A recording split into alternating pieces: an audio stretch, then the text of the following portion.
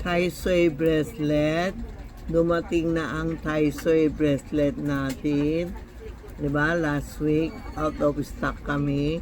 Ito ang Tai Sui bracelet. Hindi na sila nagpapadala ng small, puro large na lang kasi the same price. Sabi niya, the same price na lang, kaya malaki ang pinadala sa akin. Ito yung Tai Sui bracelet na may 5 elements, 5 God of Wealth, tapos Harmony and Business and Dasal. Yan ang Tai Sui. Ito ang sellable ko. Tai Sui bracelet, 5 elements, yung fire, earth, water, metal, ito po. Tapos may ito din represent 5 ano tayo yun? 5 God of Wealth andito.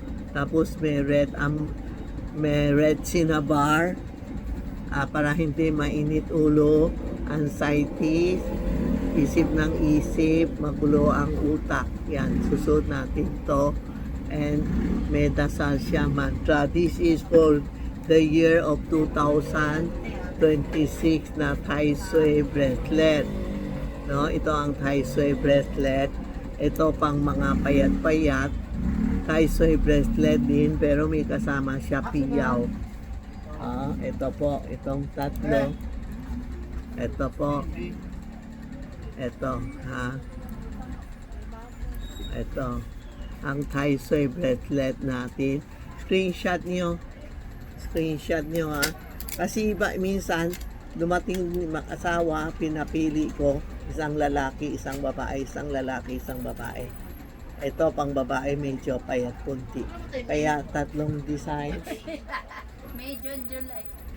Ano yun? May ka? Walang John. May ganda.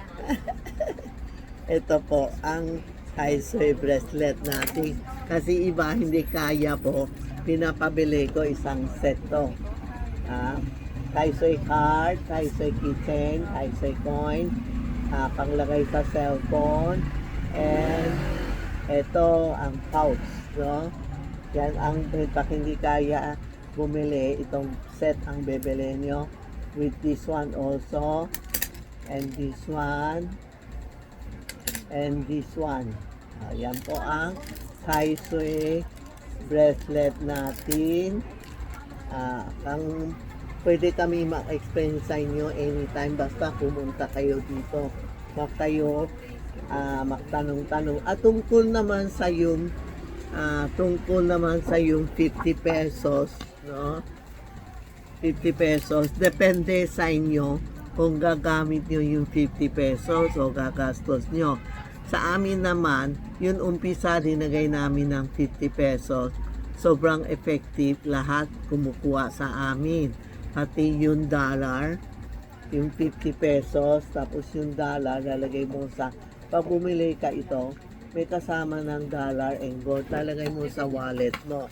Ang 50 pesos namin, ganito. Ganito po, Ito po. Ito ang pera, 50 pesos with kitty and hollow. Mga health. Ito ang 50 pesos namin. Bahala na kayo mag-details kasi sinabi nila meron lang pinapaalis sa kanila ng 50 pesos. Sabi ko, kung okay na kayo, huwag nyo na alisin. Kung you're not feeling good, alisin nyo. Kung anong tinuturo nila, sticker lalagay, bahala na kayo.